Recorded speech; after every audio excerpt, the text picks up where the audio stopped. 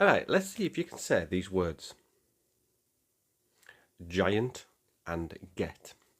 Did you catch that? Same letter, the letter G, but two completely different sounds. It's like they're from different families, right? And for most of us, we just sort of picked it up.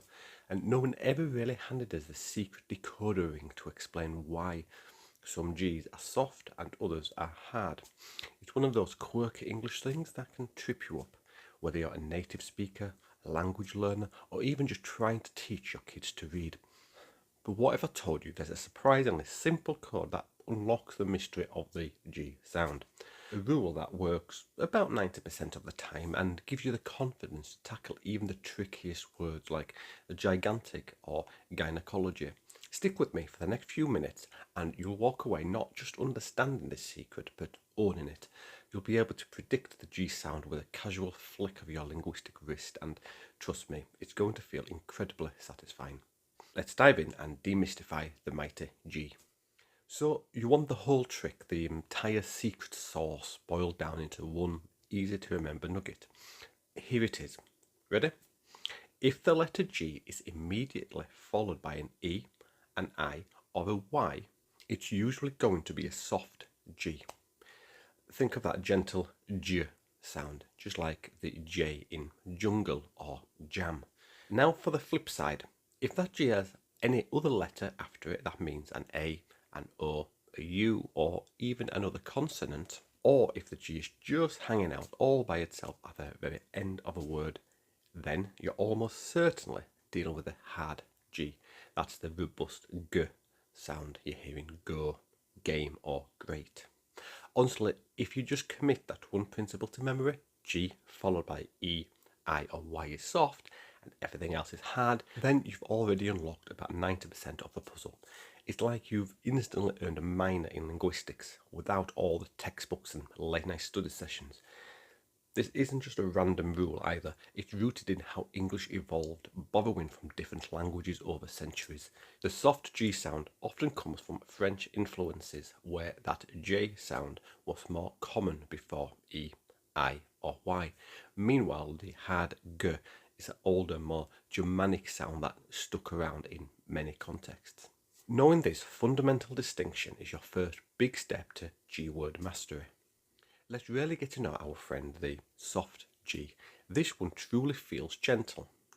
It's almost if the G is borrowing its sound from the letter J, giving us that lovely J vibration. Think about it. When you say words like gem, gentle, or giraffe, you can practically feel a soft, almost buzzing sensation in your mouth. It's not a harsh, guttural sound. It's smooth and flowing. And what's the golden thread connecting all these words? Every single one of them places an E, an I, or a Y directly after the G. It's like a secret handshake. G sees E, I, or Y, and it automatically switches to a softer, friendlier persona. Let's try some more. Gym, gerbil, giant, genius. See? E, I, or Y, and soft G. Even in words like margin or fragile, where the G is in the middle, that little I or E right after it keeps things mellow. But here's a cool twist. Sometimes that soft G sound appears at the end of a word, even when there isn't an E, I, or Y sound immediately following it. That's usually thanks to a silent E playing a crucial role. Take age, stage, or rage. The G isn't followed by an E, I, or Y sound, but that silent E at the very end of the word acts like a signal telling the G to soften up. It's a bit like a conductor silently cueing an instrument. So if you see a GE at the end, that G is almost always soft. So go ahead, say them with me. Gem, gym, age, soft every single time. It's a consistent, predictable rule that, once you grasp it, makes reading and speaking so much smoother. Now, let's flip the switch and talk about the hard G. This is the workhorse of the G family, the sound that shows up just about everywhere else. It's the robust, no-nonsense G you make deep in your throat. When you say it, you can often feel your tongue pressing against the back of your mouth, then releasing with a solid G. It's a much more grounded, forceful sound than its soft counterpart. So, where does this hard G hang out? Well, it's pretty straightforward. If that G is followed by an A, an O, or a U, it's a hard G. Think game, goat, gum. Simple, right? But it doesn't stop there. The hard G also makes an appearance when it's followed by any consonant. Words like glass, green, granola, grip. So notice how the consonant after the G just reinforces that strong, hard sound. We've got glad, grasp, great, all hard Gs because of the consonant following them. It's a consistent pattern, a reliable friend in the often chaotic world of English pronunciation. And finally, the hard G loves to be the last letter in a word, especially when there's no sneaky silent E trailing behind. If you see a G at the very end and it's not part of a GE ending, it's almost always hard. Think big, dog, hug, rug. Your vocal cords just give a good solid G, and the word concludes with that firm, hard sound. It's the default, the go-to G, making it a crucial sound to master for clear and confident English speech. The hard G is truly the backbone of G pronunciation, appearing in countless everyday words and lending them a solid, unmistakable sound. Okay, so we've got our core rules down, and they work like a charm most of the time. But let's be real, English would be utterly boring if it didn't have a few rebels, wouldn't it? These are the words that look like they should follow the soft G rule because they have an E or an I after the G, but stubbornly stick to the hard G sound. They're the linguistic outliers, and you just got to love them for keeping us on our toes. Take words like get, give, girl, gift, giddy, gull, or even girth. Every single one has an E or an I after the G. Yet they all proudly sport a hard G sound. Why? Well, you can largely blame Old English and its sturdy Germanic cousins. These words often have deep roots in Germanic languages where that hard G sound was simply the norm, regardless of the following vowel. They're old school traditionalists who refuse to adopt the softer French-influenced G. So, for these high-frequency words, the best approach is often just good, old-fashioned memorization. They're common enough that you'll pick them up quickly, but it's helpful to know why they're exceptions.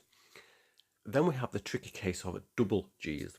When you see two Gs together, especially before an E or an I, you might expect a soft sound, but almost always it's a hard G. Think about words like blogger, dagger, hugging, bigger, logger, or snuggle. That double G usually reinforces the hard sound, making it even more pronounced. It's a powerful combination that says, we're going hard, no softness here. Of course, because English loves to be complicated, there are a handful of rare exceptions to the double G rule, mostly thanks to loanwords from other languages. Exaggerate, for instance, comes to us from Italian and it features a soft double G sound. They definitely throw a spanner in our otherwise tidy double G rule. And speaking of loanwords, they add even more spice to the G pronunciation. Consider margarine. The G is soft, but then there's gynecology, which, despite having a Y after the G, always uses a hard G. This one comes from Greek, and other words of Greek origin have their own set of pronunciation quirks. Then you have words like this, which can swing both ways. In North America, you'll hear a soft G, algae, but in British English, it's frequently a hard G, algae. It's a transatlantic pronunciation puzzle. And finally, the word that has sparked 1,000 internet wars is this. Is it a hard G like GIF, graphics interchange format, so G as in graphics, or a soft G like GIF as its creator originally intended? Honestly, both pronunciations are so widely used that you'll hear it both ways, and people will argue about it forever. It's a perfect example of how language evolves and how sometimes there's simply no universally agreed upon answer. So feel free to pick your side in the GIF debate, but just know there's no wrong answer in the court of common usage. These renegades remind us that while rules are helpful, English always keeps a few surprises up its sleeves. Alright, so time to put that knowledge to the test. No pressure, just a quick 5 round to get those G muscles flexing. I'll say a few words and you repeat them after me, really feeling the difference between the hard and soft sounds. Let's start with a few hard G's. Gate. Feel that solid initial sound? Or gusto, that with a powerful start. Growl. You can feel the vibration in your throat. Frog. A hard G at the end. Snag. Another firm concluding G. Now let's switch gears to the soft G's. Get ready for that gentle J sound. Ginger. 2 soft G's in a row. Generous. Another softy. Legend. A soft G right in the middle. And college. Soft G at the end thanks to the E. Huge. Again, the silent E signals the soft G. So now for a slightly bigger challenge, let's try a mixed mini story. Listen carefully and try to feel the G sound change every time. The giant giraffe gave the angry goat a generous gift. So let's break that down. Giant, soft G thanks to the I. Giraffe, soft G once again thanks to the I. Gave, hard G followed by the A. Goat, a hard G because of the O. Generous, it's a soft G because of the E. Gift, hard G, a renegade, a G followed by I, but a common exception. So did you feel that linguistic acrobatics your mouth just did? Switching from soft to hard and back again, all within a single sentence. That's the beauty and the challenge of English pronunciation, and now you're actively engaged in mastering it. Keep practicing and it'll become second nature. Okay, let's really stress test our code with some multi-G words, the kind that might make you pause. We're going to dissect them letter by letter, and you'll see just how powerful your new rule is. Let's take that word from the intro, gigantic. This one's a real show off because it features both sounds. So what comes after the first G? It's an I. So according to our rule, the first G is soft, giving us gi. And what comes after the second G? It's an A. And what does an A give us? A hard G. So we get gan. Put it together and you have gigantic. Both sounds perfectly predictable, all in one magnificent word. You just nailed a word that many people stumble over. How about a geography? First G is followed by an E. It tells us it's a soft G. Second G is GR. The R is a consonant, so it's a hard G. Ography. So result, geography. Or gynecology. First G is followed by a Y. Typically, it makes it soft. But remember, this is a loan word from Greek, and it's a known exception.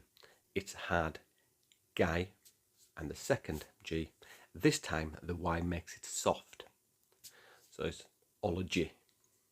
The study of something is ology, and is always a soft G.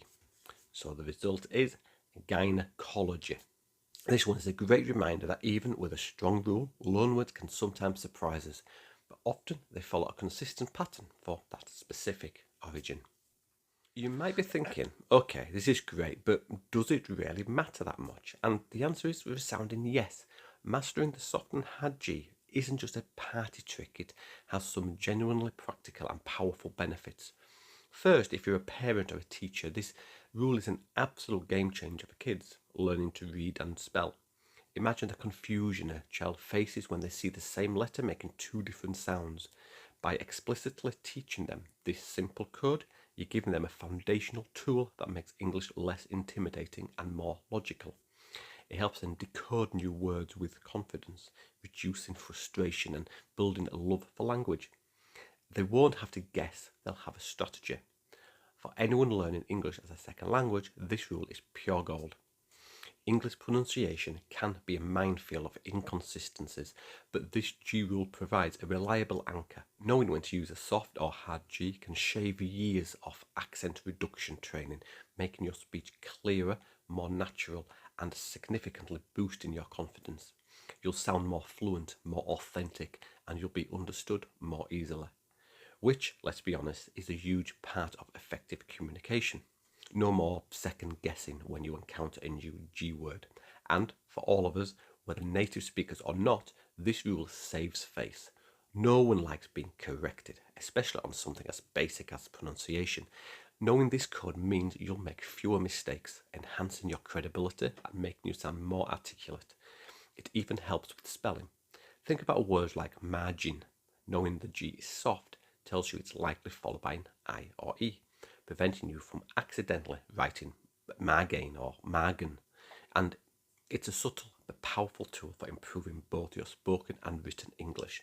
This isn't just about sound, it's about clarity, confidence, and connection. Has this clicked for you? Are you feeling that satisfying aha moment? If you're nodding along, then do me a huge favour. Smash that subscribe button and ring the notification bell. That way you won't miss out on my upcoming video about the soft and hard C. It's a perfect companion to everything you've just learned, and it'll complete your pronunciation power up. You're already on your way to becoming a pronunciation pro, and I've got more secrets to share. Let's quickly run through our cheat sheet, just to solidify everything we've covered. No need to overcomplicate it. This is your quick reference guide. Here's the main rule again. The soft G needs an E, I or Y right after it. Think J, like jungle. The hard G loves an A, O or U, or any consonant. Or if it's just chilling at the end of a word without a silent E, think G, like go. And for those pesky renegades, the ones that defy the E-I-Y rule for soft Gs, here's a short but important list. Get, give, girl, gift, giddy, gull. These are the most common exceptions, often rooted in older English. Memorize these and you'll be set for almost every G you encounter. Remember, double Gs are almost always hard too, like in dagger or hugging, with rare exceptions like exaggerate. Everything else truly follows our code. So there you have it. You now officially own the soft G, hard G algorithm. It's not just a rule, it's a tool, a secret weapon in your linguistic arsenal. The next time you encounter a new word with a G in it, you won't have to guess or stumble. Just glance at the very next letter, apply your newfound code, and you'll confidently know which sound to trust. It's that simple, and it's that powerful. Go ahead, try it out on some words you encounter today. Challenge yourself with generous, goggle, gadget, and giraffe. Feel the satisfaction as you effortlessly switch between the sounds. And hey, once you're feeling super confident, go ahead and politely correct your friends or family. Gently, of course, and share the knowledge, because language is meant to be understood and enjoyed. This journey into the nuances of English pronunciation is just the beginning. While you're here, make sure to check out my other videos on other sneaky letters that love to break the rules. There's a whole world of linguistic insight waiting for you. So keep practicing, keep exploring, and I'll be here to guide you in the next video. So thanks for watching, and I will see you next time.